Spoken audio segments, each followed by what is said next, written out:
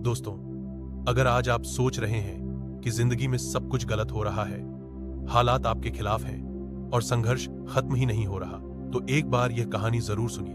हो सकता है यह कहानी आपकी सोच बदल दे और आपको यह समझा दे कि मुश्किलें हमेशा हमें तोड़ने नहीं बल्कि हमें गढ़ने आती हैं। मैं हूं आपका दोस्त और आज मैं आपको एक छोटी सी लेकिन दिल को छू लेने वाली कहानी सुनाने जा रहा हूं। एक गांव था जिसका नाम था सुखपुरा।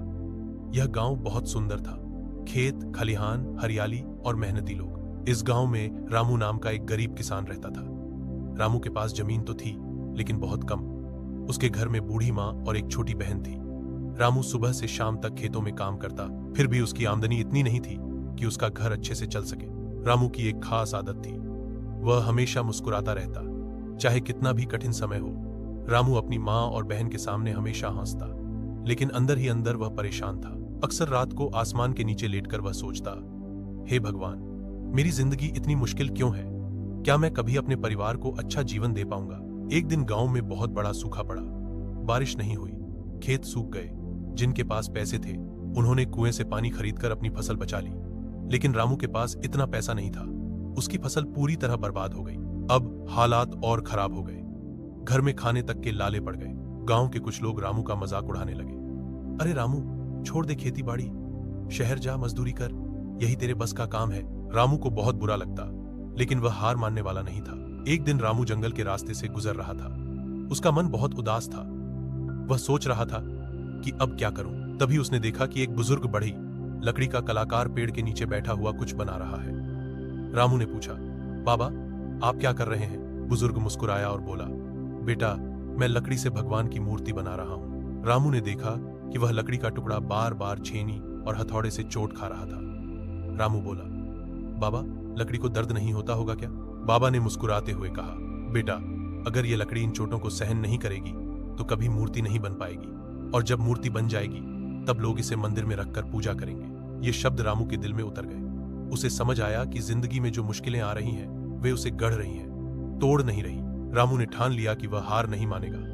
उसने गांव के बड़े किसानों से मिलकर कहा, आप लोग फसल बेचने के बाद जो बीज बचाते हैं मुझे दे दीजिए। मैं मेहनत करके अपनी जमीन फिर से हरी भरी करूंगा। लोगों ने उसका मजाक उड़ाया। बारिश नहीं हो रही, फसल कहां उगेगी? लेकिन रामू ने हार नहीं मानी। उसने रात में गांव के तालाब से पानी लाकर अपने खेत में डालना शुरू किया। दिन में मजदूरी करता और रात में खेत में मेहनत। समय बीतता गया। धीरे धीरे उसके खेत में हरियाली लौट आई। गांव वाले हैरान थे कि जहां किसी की फसल नहीं हुई वहां रामू के खेत में फसल लहलहा रही थी। रामू ने अपनी फसल बेचकर अपनी माँ और बहन के लिए अच्छा घर बनाया। अब वही लोग जो उसका मजाक उड़ाते थे उसकी तारीफ करने लगे। कुछ महीनों बाद गांव में एक बड़ा मंदिर बना।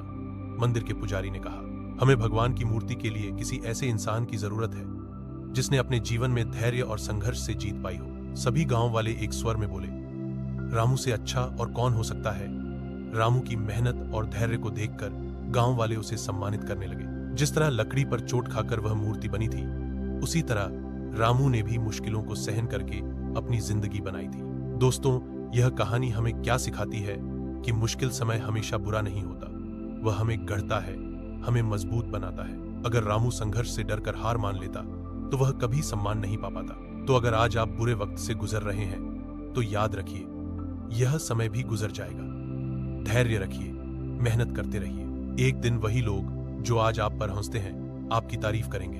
हमेशा याद रखिए, जिंदगी की चोटें हमें तोड़ने नहीं, हमें गढ़ने आती हैं। दोस्तों, अगर यह कहानी आपके दिल को छू गई हो तो मुस्कुराइए, क्योंकि आप सुन रहे हैं कुछ अच्छा। और हाँ, कभी हार मत मानिए, क्योंकि आपके लिए भी मंदिर में एक जगह तय है।